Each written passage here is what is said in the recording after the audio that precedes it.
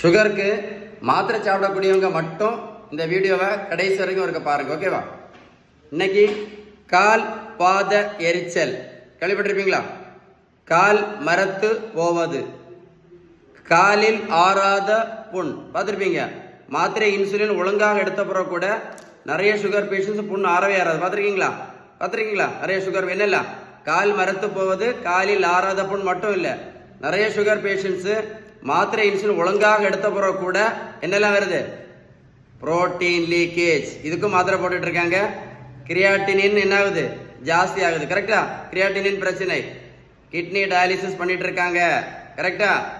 இருதய மாரடைப்பு. மாத்திரை இன்சுலின் ஒழுங்காக போட்ட பிறகு கூட நிறைய சுகர் பேஷண்ட்ஸ் பார்த்தீங்கன்னா ஹார்ட் அட்டாக் வருது. அது ஏன் வருது சொல்லுங்க? பக்கவாதம். கரெக்டா? கண் குருடு, கண் ஆஸ்பத்திரியில் நிறைய சர்ஜரி பண்ணிட்டே இருப்பாங்க மாத்திரை இன்சுலின் ஒழுங்காக போட்ட பிறகு கூட. அதுக்கு காரணம் என்ன தெரியுமா? காரணம் மருத்துவத்துள்ள ஸ்டாண்டர்ட் புத்தகம் ஹாரிசன். இந்த புத்தகம் என்ன சொல்லுதுன்னா, அதுக்கு முக்கியமான காரணம் இந்த இன்சுலின் ரெசிஸ்டன்ஸ். இதை எழுதி வச்சுக்கிடுங்க, ஓகேவா? இந்த புத்தகம் என்ன சொல்லுதுன்னா, அந்த இன்சுலின் ரெசிஸ்டன்ஸை நம்ம முழுமையாக சரி பண்ணணும்னா, எப்படி?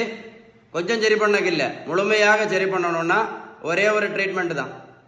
அதுக்கு பேர் தான் பேலன்ஸ் டயட். இன்னைக்கு நம்ம என்ன பண்ணுறோம்? பேலன்ஸ் டயட்டை ஃபாலோ பண்ணுறதே இல்லை. மாத்திரை இன்சுலின் மட்டும் ஒழுங்காக போட்டுட்ருக்கோம். அந்த புத்தகமே கரெக்டாக சொல்லுது, பேலன்ஸ் டயட் தான் ரொம்ப ரொம்ப முக்கியம். பேலன்ஸ் டயட் தான் ரொம்ப ரொம்ப முக்கியம்னு அந்த புத்தகம் தெளிவாக சொல்லுது. பேலன்ஸ் டயட்டை பற்றி ஏதாவது சந்தேகம் இருந்தால் கண்டிப்பாக இந்த நம்பரில் கால் பண்ணி பேசுங்க, ஓகேவா? இந்த வீடியோ சேவ் பண்ணி வைங்க, ஒரு கூட போட்டு கேளுங்க, அப்போ தான் உங்களுக்கு கரெக்டாக புரியும். இந்த வீடியோ லைக் பண்ணி ஷேர் பண்ணுங்க. நிறைய பேர் மாத்திரை இன்சுலினில் கஷ்டப்பட்டுட்டு இருக்காங்க, அவங்களுக்கெல்லாம் யூஸ்ஃபுல்லாக இருக்கும். சரியா? சேவ் பண்ணி வைங்க, ஒரு கூட போட்டு கேளுங்க.